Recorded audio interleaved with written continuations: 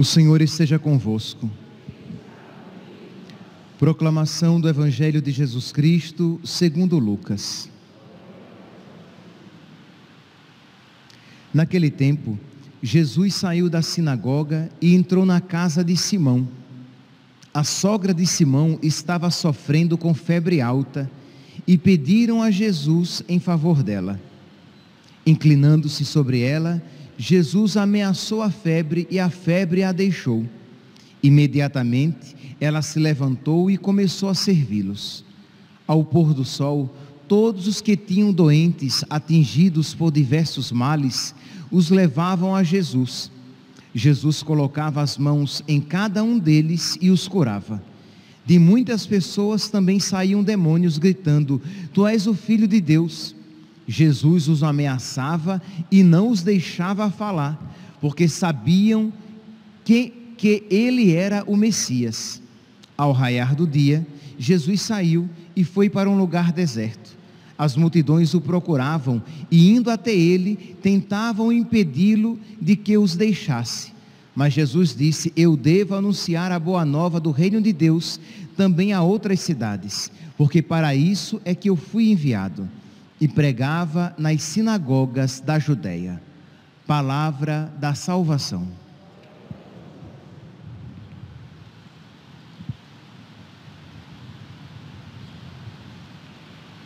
Caríssimos irmãos e irmãs, nós precisamos aprender a servir a Deus, e a servir a Deus como Deus quer ser servido.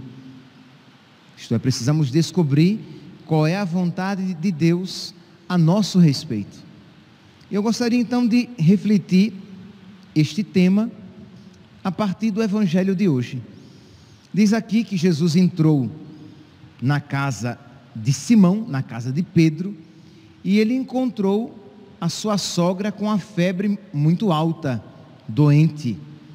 E diz então que Jesus pediram em favor dela, intercederam por ela, e Jesus, inclinando-se sobre ela, ameaçou a febre, e a febre a deixou, e diz que imediatamente ela se colocou a servir nosso Senhor.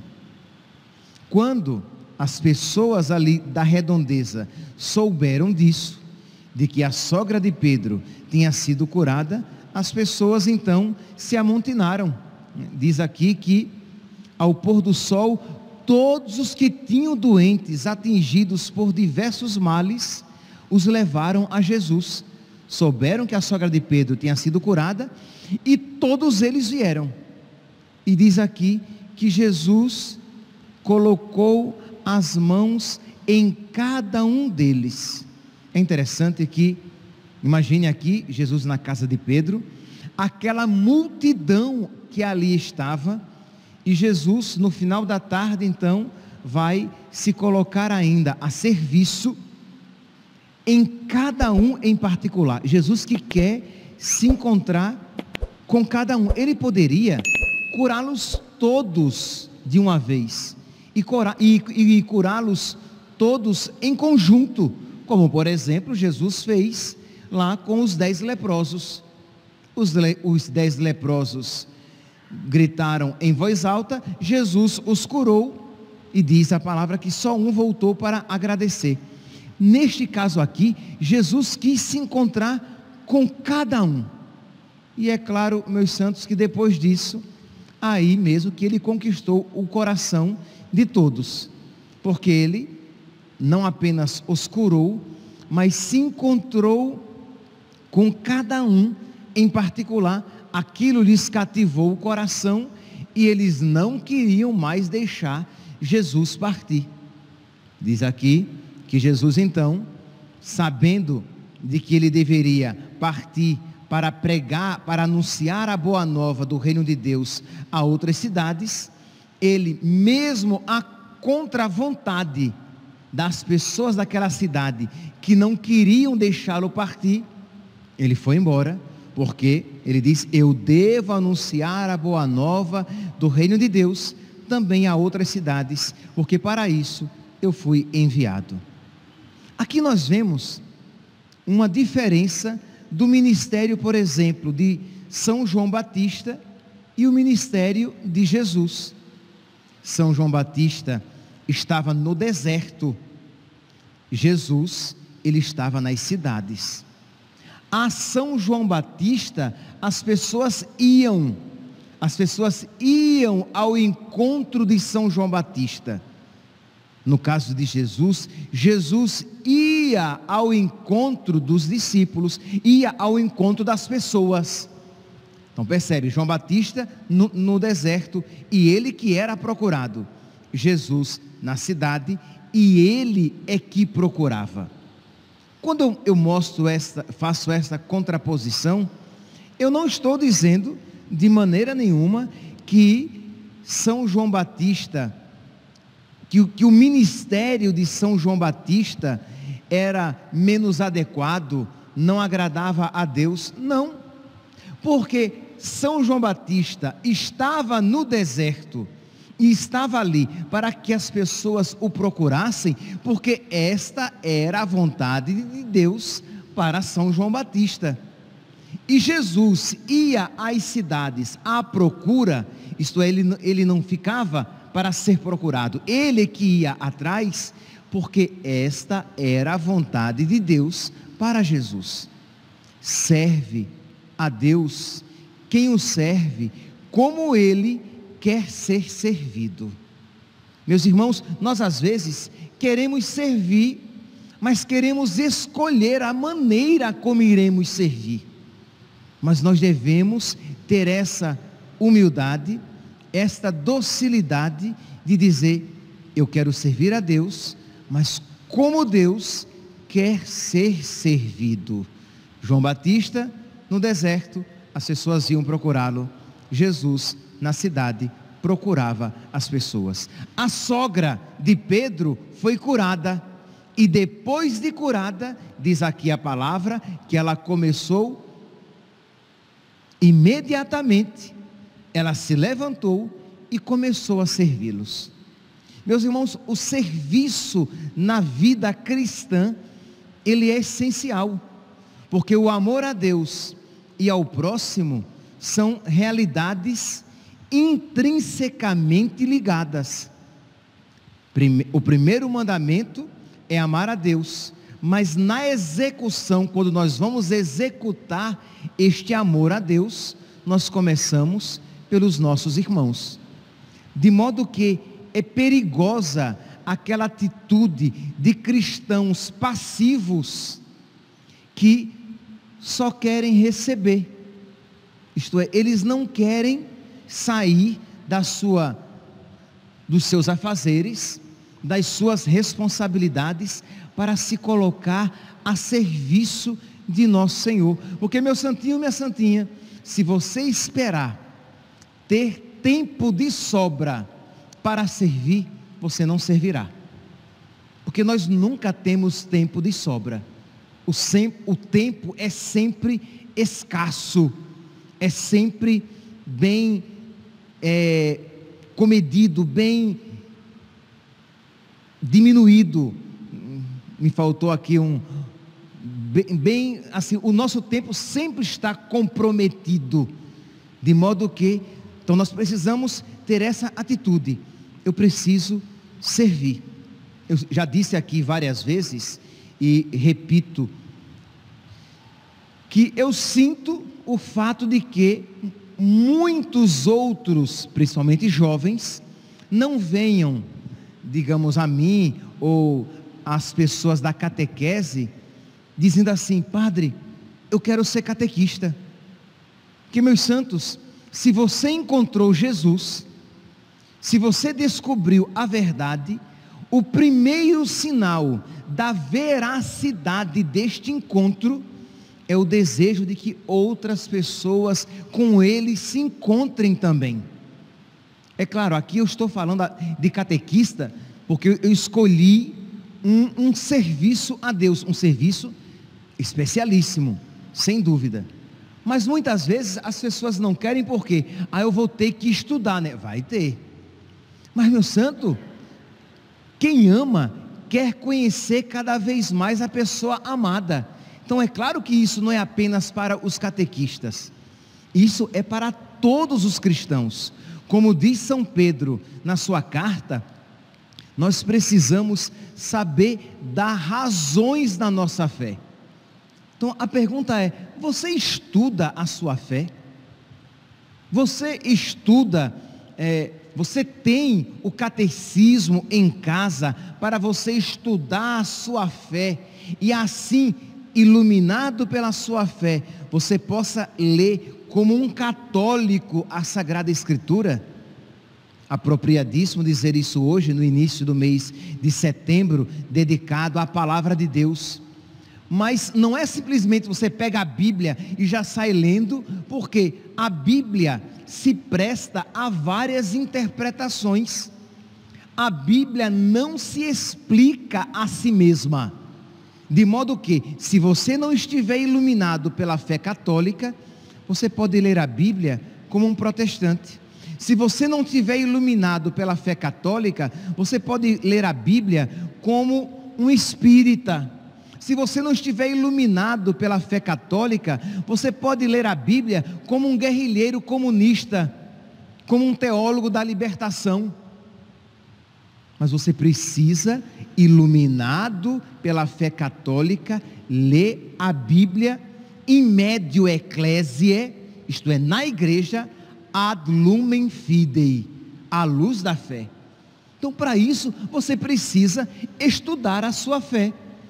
Você precisa então ter o seu catecismo, e ali você vai estudando, e quanto mais você estuda, mais você conhece, e quanto mais você conhece, mais você estuda, porque quanto mais você conhece, mais você ama, e quanto mais você ama, mais você quer conhecer, mais você quer estudar.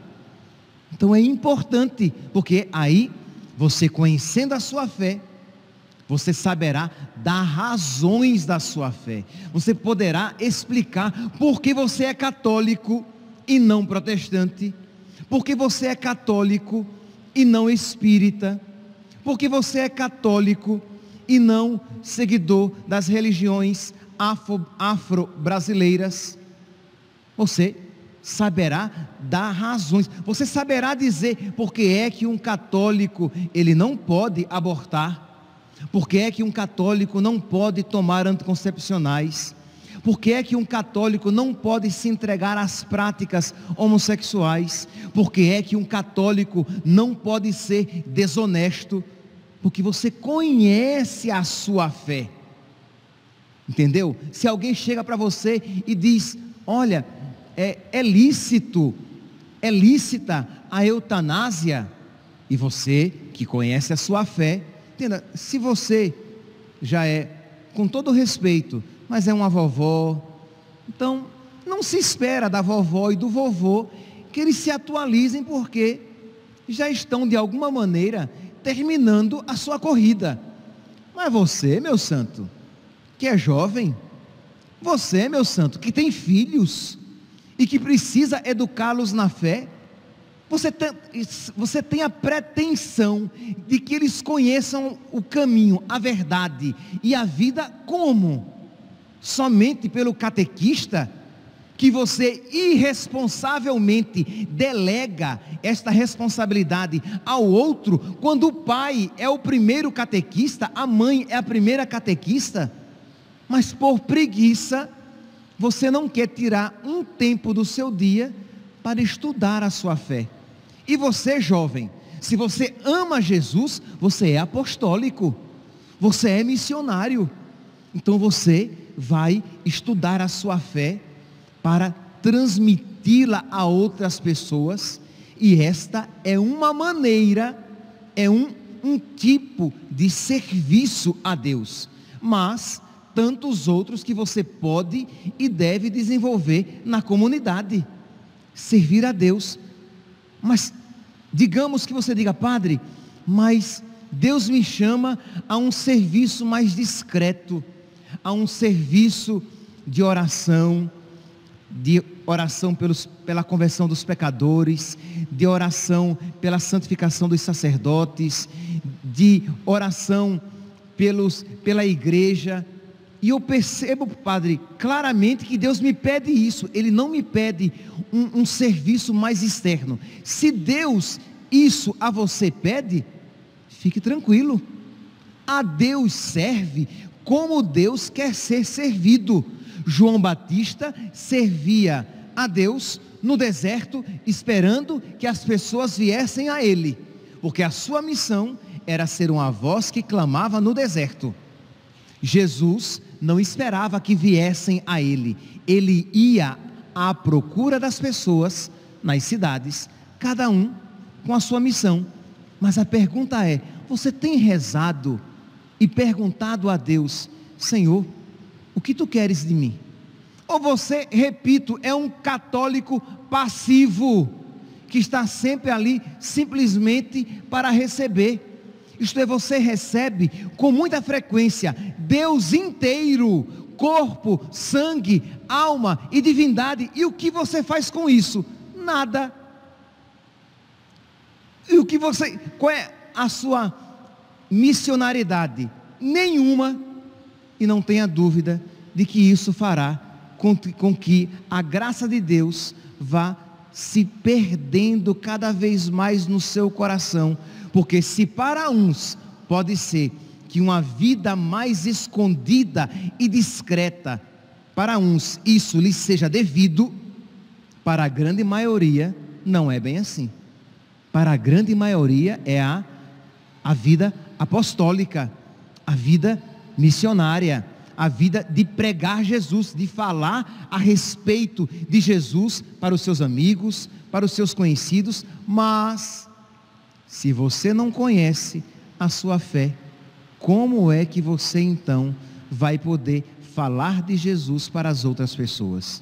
Então, meus irmãos, aqui eu gostaria de, dentre tantos serviços, que nós podemos fazer, é claro que mesmo na comunidade outros serviços podem ser feitos, mas nenhum deles pode prescindir o conhecimento da sua fé. Então, eu espero que eu esteja dizendo isso, mas que todos vocês aqui estejam dizendo assim: ah, Padre, mas graças a Deus eu estudo a minha fé pelo menos 3 vezes na semana. Isto é, eu tiro um momento do dia para eu estudar algo, para eu estudar um sacramento, para eu estudar um mandamento da lei de Deus, porque afinal de contas Deus me deu inteligência e eu quero usá-la para conhecê-lo. Deus me deu inteligência e eu quero usá-la para conhecer a sua igreja. Deus me deu inteligência e eu quero usá-la para conhecer a verdade, porque o mundo está difícil, né, Padre?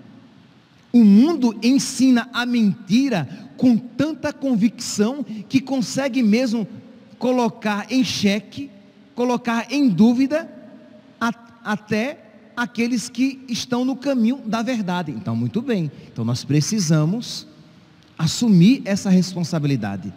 Nós estamos, meus santos, num combate espiritual, e no combate entre a verdade e a mentira. Mas se nós não conhecermos a verdade, como é que a respeito dela nós iremos falar?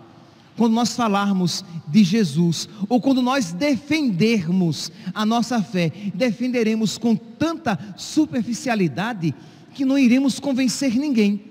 Enquanto os que estão lá fora ensinando o erro, eles são bem convincentes, eles têm muitas artimanhas e muitos recursos. Então nós precisamos, por caridade, nós precisamos ser cristãos militantes. Nós precisamos recordar de que nós somos uma igreja militante. Existe a igreja triunfante no céu, existe a igreja padecente que está no purgatório, e existe a igreja militante que somos nós. Então precisamos militar pela nossa fé. Precisamos o quê? Tomar essa responsabilidade, cada um segundo a sua capacidade. Aqueles mais dotados intelectualmente farão isso com mais profundidade, aqueles mais simples farão com com mais simplicidade, mas todos nós conhecendo a nossa fé. Aqueles que têm mais possibilidade, servindo mais, se entregando mais. Aqueles que têm menos possibilidade, servindo menos, mas todos dando o máximo de si. Imagine vocês, se eu não tivesse os homens e mulheres aqui na igreja que se predispõem a ser ministros da Eucaristia, que aceitam quando são convidados. Muitas pessoas doentes não seriam visitadas. Muitas pessoas doentes não receberiam a Eucaristia. Então, vocês servem a Deus assim, tirando um pouco do próprio tempo e visitando os doentes, visitando as pessoas, levando a Eucaristia. Imagine se nós não tivéssemos os jovens e eles dissessem assim: eu prefiro ficar em casa, e não servissem o altar. Como é que nós teríamos uma liturgia digna e bela? Imagine se nós não tivéssemos pessoas que se predispusessem a ensaiar durante a semana para cantar a missa no domingo. Nós não teríamos isso. Imagine se nós não tivéssemos pessoas que assumem a responsabilidade de coordenar comunidades e ter problemas, porque é claro que eles terão problemas lidando com pessoas, né? Então, mas eles estão ali coordenando comunidades, grupos, ministérios, serviços. Imagine se nós não tivéssemos essas pessoas que trabalham aqui gravando a Santa Missa. Vocês que estão acompanhando pelas redes sociais não teriam isso, entende? E as pessoas para quem vocês mandam esses vídeos, essas homilias, a missa gravada. Então quer dizer, servir a Deus, cada um se colocando nas suas possibilidades, segundo as suas circunstâncias. Mas nós precisamos, meus santos, servir a nosso Senhor. A sogra de Pedro, curada, diz aqui que imediatamente, como é que diz aqui? Lucas capítulo 4, versículo 39. Imediatamente ela se levantou e começou a servi-los. Meus santos, que Deus inspire o nosso coração para que nós queiramos servi-lo, mas que nós estejamos dispostos a servi-lo como Ele quer ser servido, e não simplesmente segundo a nossa vontade. Que Deus coloque a abertura do nosso coração para ouvi-lo e a generosidade para obedecer. Louvado seja nosso Senhor Jesus Cristo, para sempre seja louvado.